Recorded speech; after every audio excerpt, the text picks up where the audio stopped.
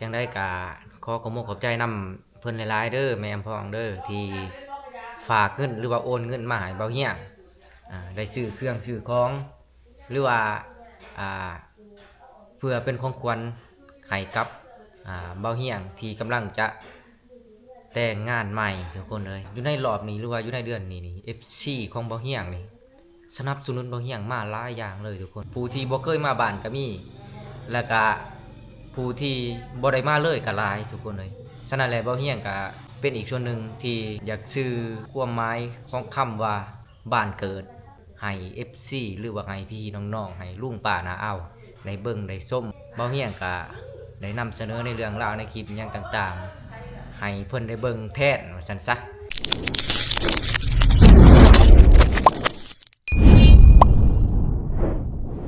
เพราะมันหมอกเข้ามาเลยดิมันไกลเลยแล้วเครื่องทั้งเบิดนี้ที่เฮาซื้อมานี่เฮาสิไปหาซื้อมาไว้แต่นี่อันนี้คือส่วนหนึ่งอีกส่วนหนึ่งที่บ่เฮียงซื้อมาแต่ก็ยังมีหลายๆอีกหลายๆเครื่องหลายๆอย่างที่เฮายังซื้อยังบ่ทันเบิดทุกคนแต่ว่าป้ายรอบนี้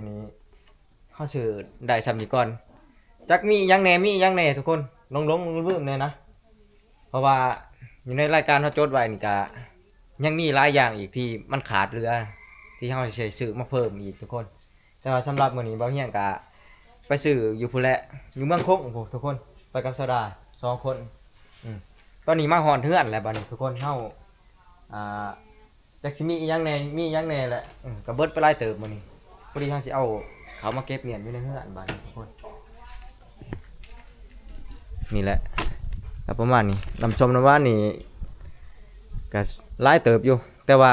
น่าจะบ่พอทุกคนเลยน่าจะบ่พอบ่เฮียงก็เงินเบิดก่อนว่าซั่นซะก็เลยได้แต่ซ้ำนี้ไปอีกรอบหน้านี่สิซื้อมาเพิ่มอีกทุกคนมันบ่พอเครื่องของหยังต่างๆก็อยู่ในรถพุ่นแหละเดี๋ยวเฮาสิเอาอยู่ในรถพุ่นก็มีเดี๋ยวเฮาสิเอาลงบัดนี้มีแต่ขี้ฝุ่นเอาไว้บอลได้นะ นี่เอาไว้อยู่นี่เบิดอยู่ห้องตัวนี้ขี้ฝุ่นลายทุกคนไปรอบนี้นี่ไปซื้อเอาส่วนลายนี่สิเป็นอุปกรณ์เครื่องใส่ก่อนก็เป็นประเภทพักหรือว่าเป็นประเภทของสดนะมันหอดมือพอแล้วจังคิดโทษสิไปเอาอีกตัวหน้าของมันอะไรมันบูดมันเน่าง่ายทุกคนเอาตัวนี้มาไว้ก่อน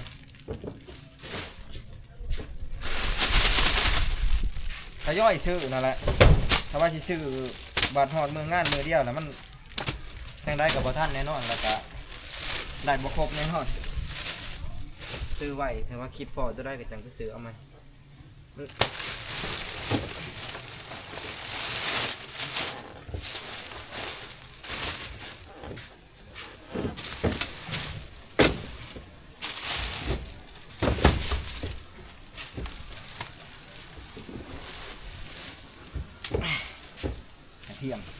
กระเทียมกับแพงเลยทุกคนเลย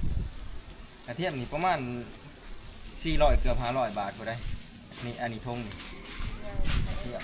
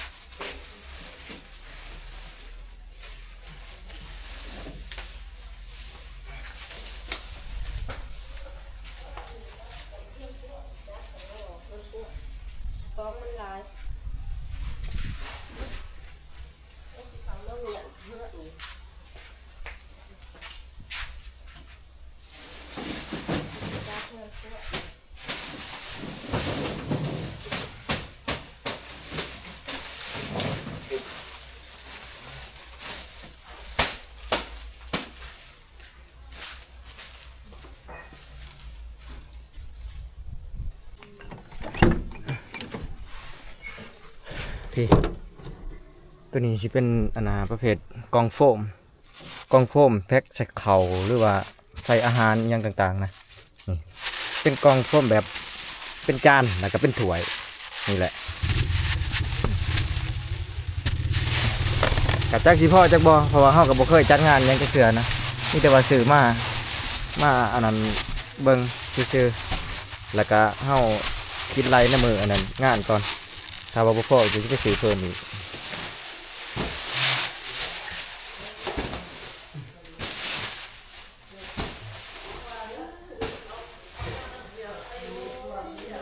ได้แต่ซ้ำนี่ทุกคนสำหรับมื้อนี้นะยังเหลืออีกหลายๆอย่างเลยทุกคนเลยที่เฮาซื้อยังบ่ทันเบิดแล้วก็ยังบ่ทันครบอีกแต่ว่ายังสิคิดอยู่เพราะว่าเครื่องที่เฮาได้มานี่มันน้อยหลายทุกคนน้อยแต่ว่ามันได้จ่ายแพงนะนี่แล้วก็อันนี้คือบินซื้อเฮาทุกคนบินซื้อหรือว่ารายการซื้อเฮารายการซื้อเครื่องซื้อของ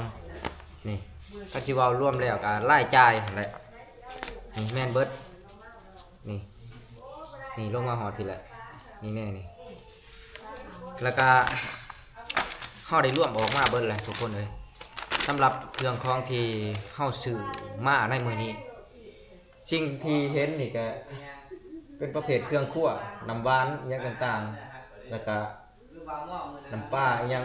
กระดาษทิชชู่โอ้ยหลายอย่างเลยทุกคนก็บ่หลายแต่ว่ารายจ่ายเฮานี่หลายทุกคนเฮาสิร่วมให้ FC ได้เบิ่งนะสำหรับรายจ่ายในมื้อนี้ทุกคนรวมทั้งเบิดนี่ตกเป็นเงินกีบนี่6 ล้านไปปลายๆน้อยๆแหละทุกคน6 ล้านกว่านี่แหละเป็นเงินกีบเงินลาวเฮานี่ถ้าว่าคิดไรเป็นเงินบาทนี่ทุกคนสำหรับเครื่องของที่บ่เฮียงกับซาวดาไปซื้อมามื้อนี้นะประมาณ10,000 ปลายน้อยๆนี่แหละทุกคนบ่หลายอีกก็ที่จริงนะเฮาสิซื้อเครื่องมานี่หลายกว่านี้ซับทุกคนเลยแต่ว่าเงินเบิดก่อนซาดาก็จนเบิดบ่เฮียก็จนเบิดทุกคนเลยเงินเบิดถือแม่ให้เงินมานะ3 ล้านก็ประมาณ 4,000 กว่านี่แหละแม่ให้มาแล้วก็เงินบ่เฮียงเองเด้ก็3 ล้านปลายนี่แหละทุกคนรวมกันก็พอดีเป็น6 ล้านกับ10,000นี่แหละประมาณนี้ซื้อจนเบิดเลยทุกคนยังขาดหลายอย่างน้ำดื่มนี่ก็บ่ได้ซ้ำทุกคนถ้ามีว่าสิซื้อเอาถึงน้ำดื่มหยังต่างๆมาแล้วก็ประเภทน้ำหวานเป๊ปซี่โค้กหรือว่าอีหยังนี่เฮาคิดว่าสิซื้อหลายกว่านี้แต่ว่ามาจบที่ได้ซ้ำนี่ทุกคนได้บ่หลายก็รอบหน้าพุ่นแหละเฮาจังสิไปซื้อใหม่ทุกคนเบิดหลายเครื่องของนี่ได้มาน้อยเดียวเลยทุกคนแต่ว่างานเฮาสิจัดนี่ก็บ่ถึงกันว่าสิใหญ่โตมโหฬารดอกแต่ว่าเฮาก็หลักๆแล้วเลยแม่นเฮาต้องการอยากให้มันเพียงมันพอสำหรับผู้ที่มาในงานหรือว่าแขกมาในงานแหละบ่ให้มันเสียหน้าเสียตาเฮาเลยทุกคนเลยเพราะว่าครั้งหนึงในชีวิตที่เฮาได้จัดงานแบบนี้เฮาก็ต้องจัดให้มันสุดเลยนี่แหละนี่ประมาณนี้แหละทุกคนเลย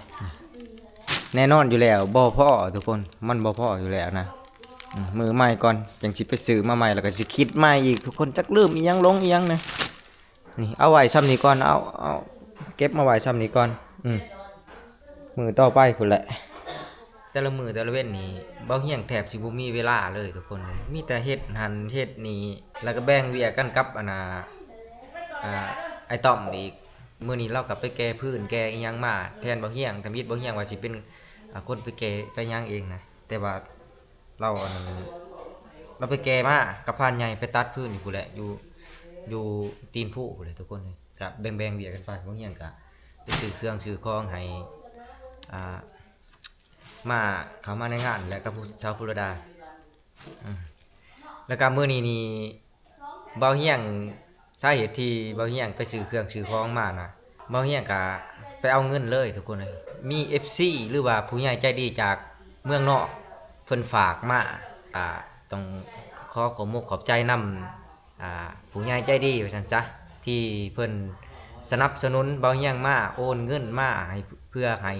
ซื้อเครื่องซื้อของอิหยังต่างๆ เขามา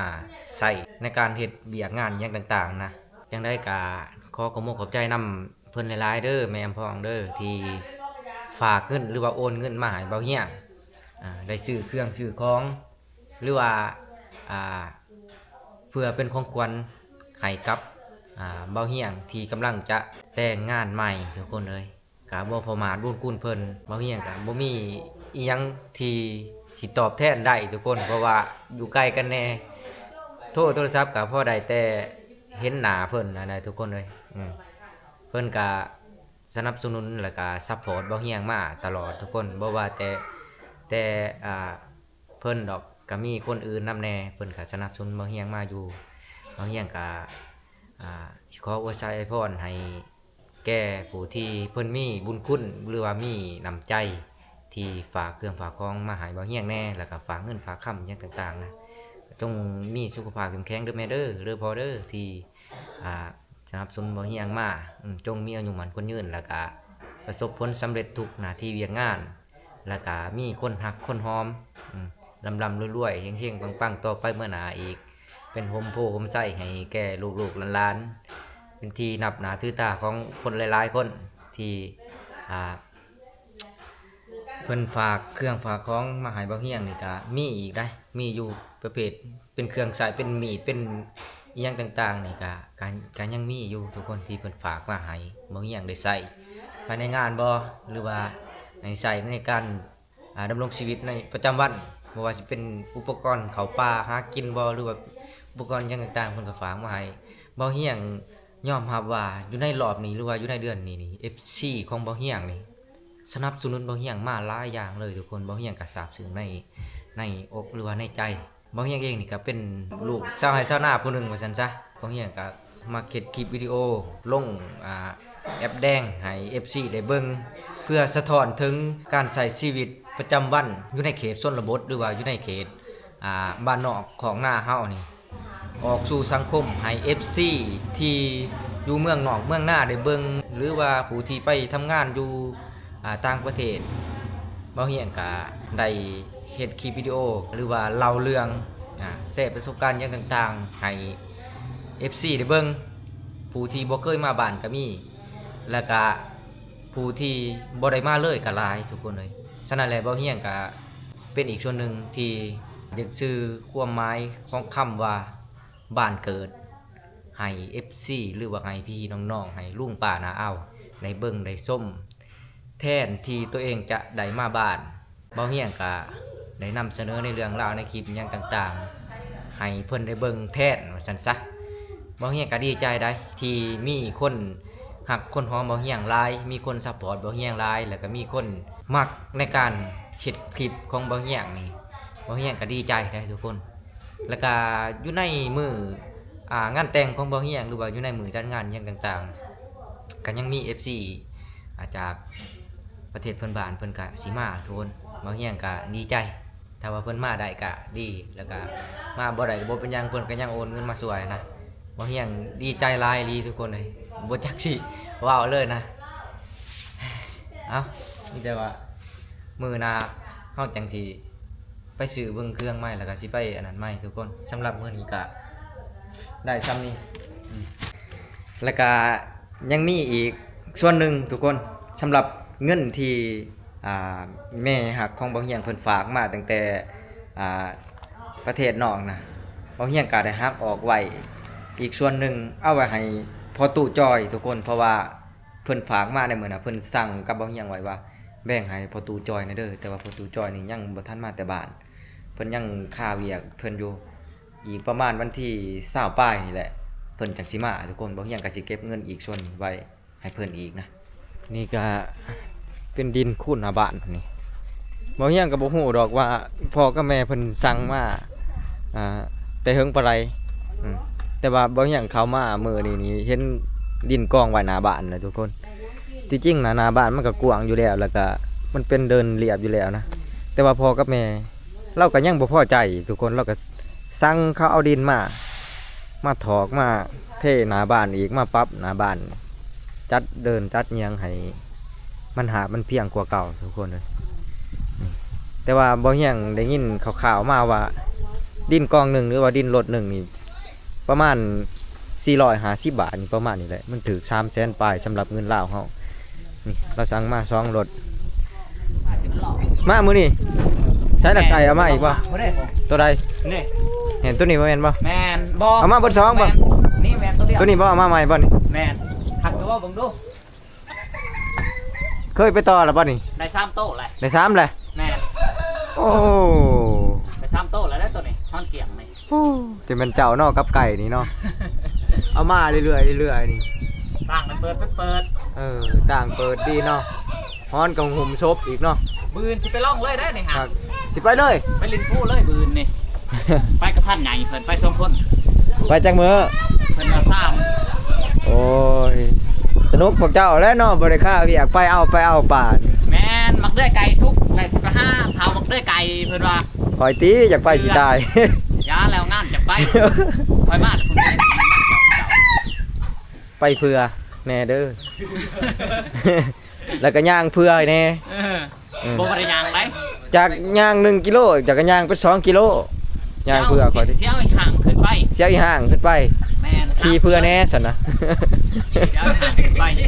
ขี่รถไปแล้วขี่รถมา เรือบ่ อีเห็น2โตกับเสียซ้ำทุกคนเอ้ยเสียเมื่อคืนนี่ช่วงตอนแรงๆน่ะบ่เฮียง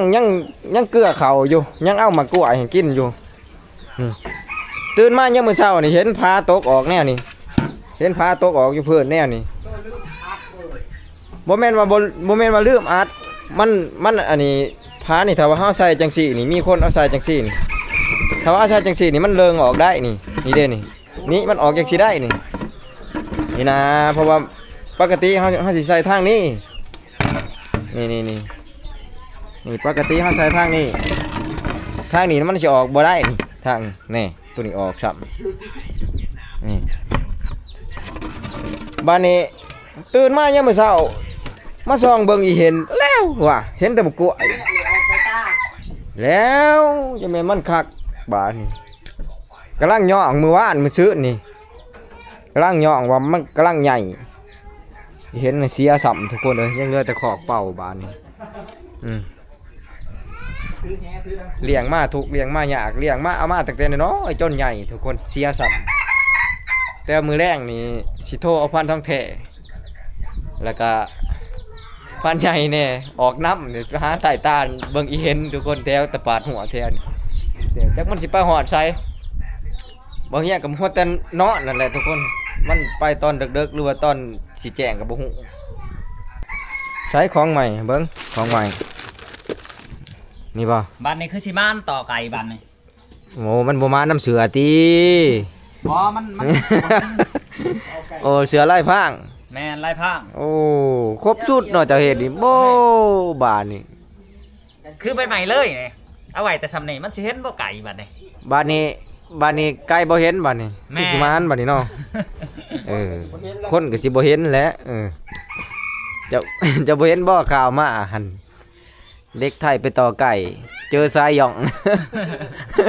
เป็นจังได๋ ระวังใดมันนี่แหละบางหอนๆใหม่ๆเลยบาง3-4มื้อนี่คนขี้เงื่อง เพิ่นเฮ็ด โดนนี่ อ๋อ ใส่สูตรแบบนี้แหละ เขาบ่เห็นบ่ หัวเจอสายหย่องแล้วก็ตอดปากตอด ตัด หมอผู้ในพานก็คือสิแม่นในพานใหม่นะว่าแต่เห็นได้ยินเสียงแล้วคือสิแม่นห่ำเลอะหมอผู้ในพานน่าสิเป็นมือใหม่เขาโต้น เขา นี่ ก็ต้นนี่ บ่เรียบร้อยเลย โอ้ยว่าเอาสิเหลือบ่ เสียบ่แหละ อ้าว อย่าเป็นตาได้เฮ้ย เห็นแต่ไก่ อย่าเป็นตาได้เห็นเนี่ยนะ หมอบ่แม่นว่าบ่แม่นว่าสิถึกเฮาถึกหยังดอกบ่ความขี้หายแต่ว่า บ่ ระวัง เฮา ระวังไว้ สุดอันนี้เฮาบ่อยู่ลุมได้อายเฮาต่อแล้วเฮาสิขึ้นอยู่ ว้ายตัวเห็นคือใบไม้ค่ะ บ่นี่แต่ว่าเฮาต่อเฮาก็มีสติและต่อไก่เพราะว่ามันมีบาด สายแนมครัว มีสติ มันเป็นสิวันนิ่งๆเห็นแน่มันไม่ หมู่บ้านทั้งหลังเลยเฮ็ด หมอสายย่องเข้ามาน่ะห้วยหมอบ่ได้ว่าได้หมอมือสมัครเล่นน่ะได้ยินเสียงน้อยหนึงมีแต่อยากห่ำเลยได้พวกนี่แม่นเขาสิอันนั้น โว่าเป็นตาหยานแท้เนาะ บ่เฮาก็มีสติหั่นแหละ ขาดมันเป็นจังซั่น คันว่า เอแล้ว คันแนมเห็นครับว่ามันสิห่ำแล้วห่ำมันก่อนโดน แมนแมนแมน เขาตัวนี้ใส่เหี่ยวออกโอ้ยยิงหอยเจ้าก็ยิงหอย จอบสิจอบก็ไอ้ แล่นเข้ามาแล้วก็มันก็หันป้ายกระบังได้มันสิยิงขึ้นใครในแต่ว่าน่ะจับป้ายกระบังทัดก็บ่ได้ใต้จุดเจือนะไปหอดลงหมอเอากันมาหัวใส่ไหลออกแล้วนี่เขาถือนี่เนาะมันถาดเบิดนี่สวงอันนี้ ได้ได้ เจ้าว่า บ้านไรอะนะฮะ ระวังเด้ นี่แหละชีวิตในพรานหรือว่าอาชีพในพรานนี่ต้องมีความเสี่ยงตลอดเวลาบ่ว่าสิอยู่ป่าหรือว่าสิอยู่ไสก็ตาม เวลาออกหากินต้องมีสติในพรานแต่ละคนเพราะว่าประวัตินายพรานนี่มันมีมาหลาย หมอว่า ยัง ห ด ม อ อก คิดว่าสิบ่รอดแล้วบ่ อืม หมอสิยิงขึ้นนะหมออยากหายเนาะมันน่ะบ่มี ห่วยเป็นเฮาก็สินำคืนแล้วไอ้หมู่นำเฮาเนาะวะ มันน่ะบ่มีแห้งสิจับกระบัง เออ ก็คั่วกระบังมาอีสิมันกำลังสิปิ้นมาผู้ที่มันน่ะมาท่านจับปับ ใต้กับใต้ทีมชื่อได้หมด ไปเจอบักแผนเท่างานไว้แลนด์ฮิตโต้บักช่องบาท นี่เด้ ระวัง อืมอืม โอ้ เอาไปติดใส่ ฟาเรียนวะ ฮิตตี้เฮ้ย ติดใส่กระบังหั่นแหละ เลสสีก้อนห้อยไม่ถึง สียังเลยเฮ้ย สีแดงสีเขียวมันบ่มีมันเบิด มันเบิดเวลาอยู่สีเขียวเนี่ยมันเบิดจังหวะนี่แหละก็พยายามเวลาเงี่ยงก็บ่ต้องเงี่ยงใส่ตามันเงี่ยงใส่ทางหลังมันก่อนแล้วก็จังเร่งมาเป่าใหญ่เร่งใส่เป่าใหญ่ บอกกันถ้าเล่นไก่มากกว่าสมมติว่าเป็นใบใหม่สิบ่ต้องดีใช้กระยาเลยเสือเปิดทั้งอื่นแล้วเดลง อืม เขาไม่ให้ เปิดเมาใส่มันหุงจาดออก เอาไปติดใส่กระบังนี่ทานจับ ใส่รับมันเลย ตัวนี้เด้นี่ เปิด เด้ จังได้เลยเฮ้ย นี่เด้นี่ตัวนี้นี่ เปิดจะกดเลยว่ะโอ้ นี่ติด ท่านมี ใส่กระบังแบบอันนั้นแน่ ใส่แล้วบ่ทาน ไม่ทานมันแบบมันก็สากเอาอยู่ในนี้นี่ทานมันหันออกกดมัน ใส่มันผัด ยิ่งไอเสี่ยงว่าวกระทึกมันมีหูนี่แต่งใส่กระบังเอานี่มันมีถ้าว่าอยากใส่กระบังถ้าว่าบ่ใส่ก็ถือเอานี่ เขาจะช่องก็ขึ้นบ่ แม่นพอได้ซองกันขึ้น เพราะว่าอุปกรณ์เฮามันบ่อันนั้นปานใดเด้ โอ้ยสำเนียงมันบ่ตื่นเด้อ บัดนี้เฮาเปิดหม้อนี่ขึ้นแล้วไฟโคมบ่ต้องเปิดโหลดมีแต่เปิดหม้อนี่โหลดเปิดหม้อนี่แล้วก็แย่งเบิ่งมันก็เห็นโลดแล้วนี่สมมุติว่าเอาเปิดนี่ใส่งานเนาะ มีแต่เอาตัวนี้ อันนี้เปิดใช้งาน สื่อไม่ใช่ทั้ง อันนี้ก็ กล้องซองกลางคืนแหละ FC ฝากมาให้ตั้งแต่ดนๆผมมีโอกาสได้ใส่ทุกคน เพราะว่ามันต้องได้ใส่ในช่วงฤดูพกอย่างเดียวพกหรือว่าขึ้น น่าใส่ตัวนี้ นั่งห่างหมากไม้ว่าซั่นซะปึ๊บนี่นี่มันก็เป็นอินฟราเรดเลยได้นี่ โอ้ตัว นี่เฮาเปิดหม้อนี่ขึ้นแล้วเงี่ยงโหลดหม้อนั่น ว่าย ตัวบ่ต้องไต่ไฟก็ได้ มันสิยากตอนตั้งได้เสือ อันเที่ยง เที่ยงดูเที่ยง เอาไปซองกันขึ้นหันซองไปซอง บ่ หันว่าแบบเป็นโทรศัพท์หันเห็นเพิ่น เฮาตั้งใส่ศูนย์เอาเฮาเร่งศูนย์กับบังเฮาแล้วก็เฮาตั้งเพราะว่ามันบ่แม่นปืนบ่แม่นเฮาบ่ได้เร่งใส่สโคปกล้องเด้ โอ้แม่นๆเขาเร่งชูนก่อน อืม เขาไปไม้เป่าไว้เนาะ อืม ไม้เป่าไว้ มุนแซงนี่ใส่ หมุนแสงใส่ หมุนแสงนี่ใส่ศูนย์เพราะว่ามันอันนั้นเด้มันบ่คือเฮาใส่ติดสโคปกล้องอันนั้นเด้แบบ CP เด้มาพี่ CP จังว่าอันนั้นใส่ซ้ำเฮามีหั่นแหละเสียจะได้เฮาบ่ได้ใส่มีแต่ว่าเฮากระบังเฮาคันตัวโตอยากถือตกเอาไป เฮาบ่ได้ไปได้แหละเฮาก็ลุ่นน้ำพวกโตได้บาดนี้ พวกโตไปแล้วมันบ่แม่นใส่จังซั่นใส่เบื้องนี่ แม่นบ่เบื้องเด้อ ซบขึ้นมือซบจังซั่น ชี้บ่ มันก็บ่ปานนั้นไปส่องเบิ่งแน่น่ะก็ถือซื่อๆเห็นว่าก็เนาะจนว่าบัดลงมาส่องทางไอ้ห่วย โอ้เขาเนี่ยเป็นกระบะคือใส่ตา มันบ่แม่น ซองไปซองมาซ้ำมันในโทรศัพท์หันเห็นไปแหวกขึ้นมาหันดันเสดิร์ดอยู่ดอกมันบ่ได้ให้มาบ่โอเค คักแล้วนะบัดนี้มีแต่อันคักๆโหลดบัดนี้เวลาใส่เวลาหยังแต่ว่าหักษามันได้ล่ะเด้ส่งตัวเอาแม่นบ่ส่งตัวนี้ โอ้ บัดตัดแล้วว่างามตัดแล้วนี่สีงามคักเลย งามได้งามกว่าทรงเฮาอีกอันนี้ทรงเฮานี่สีแบบนี้ต่างแค่ของตัวงามได้ แต่ง บาทนี้แล้วบาทสิได้แต่งตัวหล่อบาทนี้ แต่งตัวรอดิเตรียมส่งพันใหญ่ตัดเอาอย่างขากได้นี่ โอ้ตัวแหลมไปเอาหอดผมโมย โอ้ยไปเอาตั้งแต่มือนะพูแต่หึงนะซ้ายมันเลยทหารบ่ซ้ายขากเอามามาเชียร์ตัวนั้นมันสากตัวเอาใช้โทรศัพท์ขากก็ได้